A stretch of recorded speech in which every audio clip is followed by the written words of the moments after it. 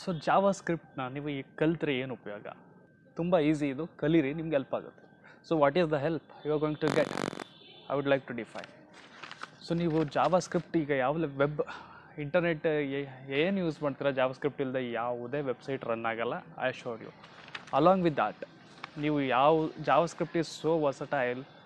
ಪ್ರತಿಯೊಂದು I T ಕಂಪನಿಗಳು ಅವರದೇ ಆದಂಥ ಎ ಪಿ ಐಗಳನ್ನ ಮಾಡ್ಕೊಂಡಿರ್ತಾರೆ.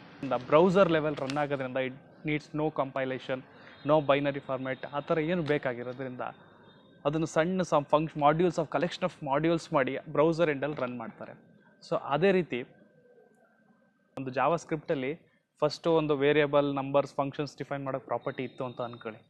ಎ ಪಿ ಐಗಳು ಯಾವ ರೀತಿ ಮಾಡಿರ್ತಾರೆ ಅಂದರೆ ಸ್ಟೈಲ್, ಆ್ಯನಿಮೇಷನ್ಸ್ ಆ್ಯಡ್ ಮಾಡಿರ್ತಾರೆ, ಡೇಟಾಬೇಸ್ ಆ್ಯಕ್ಸೆಸ್ ಮಾಡಲಿಕ್ಕೆ ಎ ಪಿ ಐಸ್ ಮಾಡಿರ್ತಾರೆ.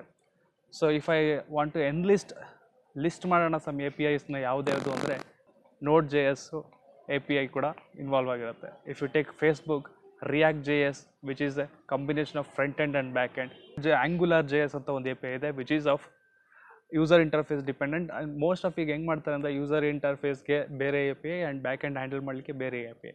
ಈ ಎ ಪಿ ಐ ಅಂದ್ರೆ ಹೆಂಗಂದರೆ if you learn how to what are the functionality, ಇಲ್ಲಿ ಯಾವ್ಯಾವ ಫಂಕ್ಷನ್ಸ್ ಇದೆ ಜಾವಾ ಸ್ಕ್ರಿಪ್ಟಲ್ಲಿ ಏನಿದೆ ಅಂದರೆ, if you go to multinational company ಇದ್ದರೆ, if you know one particular how to use this A P I, you will get a lot job opportunity without any hesitation.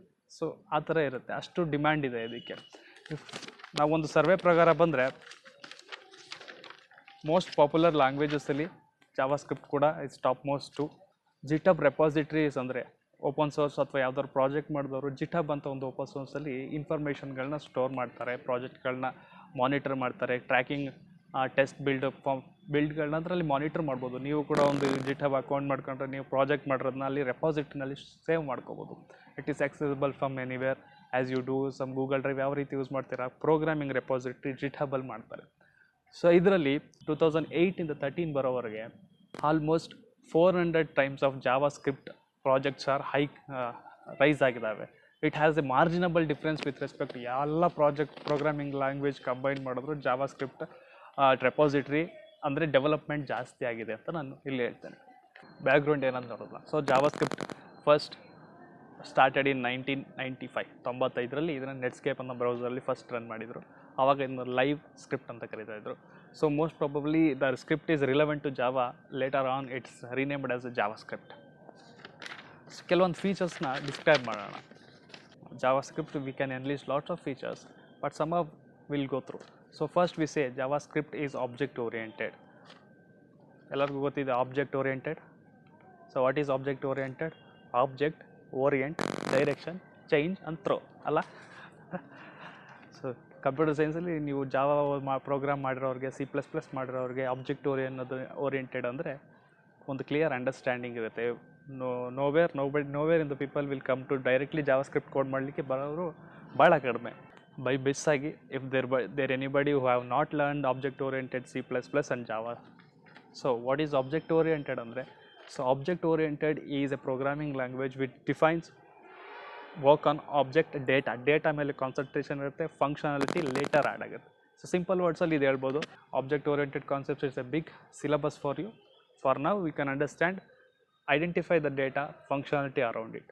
ಒಂದು ಆಬ್ಜೆಕ್ಟ್ನ ಡಿಫೈನ್ ಮಾಡ್ತೀವಿ, ಅದ್ರ ಫಂಕ್ಷನಾಲಿಟಿನ ಅದ್ರ ಸುತ್ತ ಬೆಳೆಸ್ತಾ ಹೋಗ್ತೀವಿ. ಅದನ್ನು ನಾವು ಆಬ್ಜೆಕ್ಟ್ ಓರಿಯೆಂಟೆಡ್ ಟರ್ಮಿನಾಲಜಿ ಅಂತ ಹೇಳ್ಬೋದು. ಸೊ ಇದನ್ನು ಬಾಟಮ್ ಅಪ್ ಡೆವಲಪ್ಮೆಂಟ್ ಅಪ್ರೋಚ್ ಅಂತ ಕೂಡ ಹೇಳ್ತೀವಿ. ಸೊ ಜಾವಾ ಸ್ಕ್ರಿಪ್ಟ್ನ ನಾವು ಇಂಡಿಪೆಂಡೆಂಟ್ ಆಫ್ ಪ್ಲ್ಯಾಟ್ಫಾರ್ಮ್ ಅಂತ ಹೇಳ್ತೀವಿ. So what is platform? So platform ಅಂದರೆ ರೈಲ್ವೆ ಸ್ಟೇಷನ್ನು, ಬಸ್ ಸ್ಟ್ಯಾಂಡು ಅಥವಾ ನಿಮ್ಮ ಫುಟ್ಪಾತ್, ಇವನ್ನೆಲ್ಲ ಪ್ಲ್ಯಾಟ್ಫಾರ್ಮ್ ಅಂತ ಅನ್ಬೋದು. ಅಲ್ಲೆಲ್ಲರೂ ನೀವು ಜಾವಾ ಸ್ಕ್ರಿಪ್ಟ್ ಯೂಸ್ ಮಾಡ್ಬೋದು, ಹಂಗಲ್ಲ. So with respect to JavaScript, operating ಸಿಸ್ಟಮ್ನ ಕೂಡ ನಾವು ಪ್ಲ್ಯಾಟ್ಫಾರ್ಮ್ ಅಂತ ಹೇಳ್ತೀವಿ. ಸೊ ಡಿಫ್ರೆಂಟ್ ಆಪ್ರೇಟಿಂಗ್ ಸಿಸ್ಟಮ್ ಅಂತ ಹೇಳ್ಬೋದು, ಅಥವಾ ಡಿಫ್ರೆಂಟ್ ವರ್ಕಿಂಗ್ ಎನ್ವಿರಾನ್ಮೆಂಟ್ನ ನಾವು ಪ್ಲ್ಯಾಟ್ಫಾರ್ಮ್ಸ್ ಅಂತ ಹೇಳ್ಬೋದು. ಸೊ ಫಾರ್ ಎಕ್ಸಾಂಪಲ್ ಜಾವಾ ಸ್ಕ್ರಿಪ್ಟನ್ನು ಆ್ಯಸ್ ಐ ಸೈಡ್ ವೆಬ್ಬಲ್ಲಿ ಯೂಸ್ ಮಾಡ್ಬೋದು, with respect to graphics processors, graphics design ಸಾಫ್ಟ್ವೇರಲ್ಲಿ ಕೂಡ ಯೂಸ್ ಮಾಡ್ಬೋದು, ಗೇಮ್ ಡೆವಲಪ್ಮೆಂಟಲ್ಲಿ ಯೂಸ್ ಮಾಡ್ಬೋದು. ಇದನ್ನು independent of platform. With respect to operating system, with respect to development, independent of platform ಅಂತ ನಾವು ಹೇಳ್ಬೋದು. ಸೊ ಜಾವಾ ಸ್ಕ್ರಿಪ್ಟ್ದು ಇನ್ನೊಂದು ಪ್ರಾಪರ್ಟಿ ನಾನು ಡಿಫೈನ್ ಮಾಡಿದ್ರೆ ಬಿಲ್ಟ್ ಇನ್ ಫಂಕ್ಷನ್ಸ್ ಅವೈಲಬಲ್ ಅಂತ ಹೇಳ್ತೀವಿ.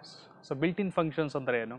ಬಿಲ್ಟ್ ಇನ್ ಫಂಕ್ಷನ್ಸ್ ಅಂದರೆ ಒಂದು ಪ್ರೋಗ್ರಾಮಿಂಗ್ ಲ್ಯಾಂಗ್ವೇಜಲ್ಲಿ ಯಾವ್ಯಾವ ರೀತಿ ನಾವು ಕಂಬೈನ್ ಮಾಡಿ ಯೂಸಬಲ್, ನೀವು ಬರೀ ಹೆಸರು ಕೊಟ್ಟರೆ ಸಾಕು, ನೀವೇನು ಡೀಟೇಲ್ಸ್ ಫಂಕ್ಷನ್ಸ್ ಏನು ಬರೆಯೋ ಅವಶ್ಯಕತೆ ಇಲ್ಲ. Just give the name and properties and function will execute for you. Ready ಇರೋಂಥ ಫಂಕ್ಷನ್, ನೀವು ಯೂಸ್ ಮಾಡಲಿಕ್ಕೆ ರೆಡಿ ಇರೋಂಥ ಫಂಕ್ಷನ್ಸ್ನ ಬಿಲ್ಟ್ ಇನ್ ಫಂಕ್ಷನ್ ಅಂತ ಹೇಳ್ತೀವಿ. ನಾನು ಆಗಲೇ ಹೇಳಿದೆ ನಿಮಗೆ, ಎಲ್ಲ ಪ್ರೊಫೆಷ್ನಲ್ ಕಂಪನಿಗಳು, ಮಲ್ಟಿನ್ಯಾಷನಲ್ ಕಂಪ್ನಿಗಳು JavaScript they design their own customize ಜಾವಾ ಸ್ಕ್ರಿಪ್ಟ್ಗಳನ್ನ ರೆಡಿ ಮಾಡ್ಕೊಂಡಿದ್ದಾರೆ ಅಂತ. ಸೊ ಈ ಕಸ್ಟಮೈಸ್ ಎಸ್ ಡಿ ಕೆಗಳನ್ನ, ಎ ಪಿ ಕೆಗಳನ್ನ ಅಥವಾ ಎ ಪಿ ಐಗಳನ್ನ ರೆಡಿ ಮಾಡ್ಕೊಂಡಿರ್ತಾರೆ. They will combine lot of functions which you can use directly. ಅದಕ್ಕೆ ಅದನ್ನು ಎ ಪಿ ಐ ಅಥವಾ ಎಸ್ ಡಿ ಕೆ ಅಂತ ಕರಿಬೋದು. So built in functions available ಇದೆ ಅಂದರೆ use this function, it's very easy ಅಂತ ಹೇಳ್ಬೋದು. ಅದರಿಂದ ಇದು has a rich set of built in functions which is keeps on update ಆಗ್ತಾನೇ ಇದೆ. ಹಳೆ ನಮ್ಮ ಥರ ನಿಮ್ಮ ಥರ ಹಳೇದಲ್ಲ ಇದು. ಟೆಕ್ನಾಲಜಿ ಎವ್ರಿ ಡೇ ಚೇಂಜ್ ಆಗ್ತಿರುತ್ತೆ. So even the lightweight programming ಆದರೂ ಕೂಡ ಇದು ಎಕ್ಸೆಪ್ಷನ್ ಹ್ಯಾಂಡಲ್ ಕೆಪಾಸಿಟಿ ಕೊಟ್ಟಿದ್ದಾರೆ. Similar to your any programming language. For example ಜಾವಲ್ಲಿ ನೀವು ಟ್ರೈ ಕ್ಯಾಚ್ ಹೇಗೆ ಯೂಸ್ ಮಾಡ್ತೀರಾ, ಅದೇ ರೀತಿಯಲ್ಲಿ ಇಲ್ಲಿ ಎಕ್ಸೆಪ್ಷನ್ ಹ್ಯಾಂಡ್ಲಿಂಗ್ ಯೂಸ್ ಮಾಡಲಿಕ್ಕೆ built in try catch blocks ಇದ್ದಾವೆ. You can throw exception, catch exception, handle exception.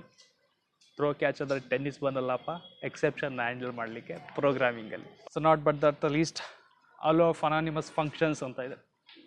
So object oriented ಅಂತ ಬಂದ ತಕ್ಷಣ if you take Java pure object oriented ಬಂದ್ಬಿಟ್ರೆ you have to define class, you have to define object, you have to define data, then you come to ಫಂಕ್ಷನ್ಸ್ನ ನೀವು define ಮಾಡ್ಬೋದು. So but whereas it is a web and lightweight, there is a option to define functions or modular functions without creating any objects or interpretation or combination of data along with that. ತುಂಬ confuse ಆಗಬೇಡಿ.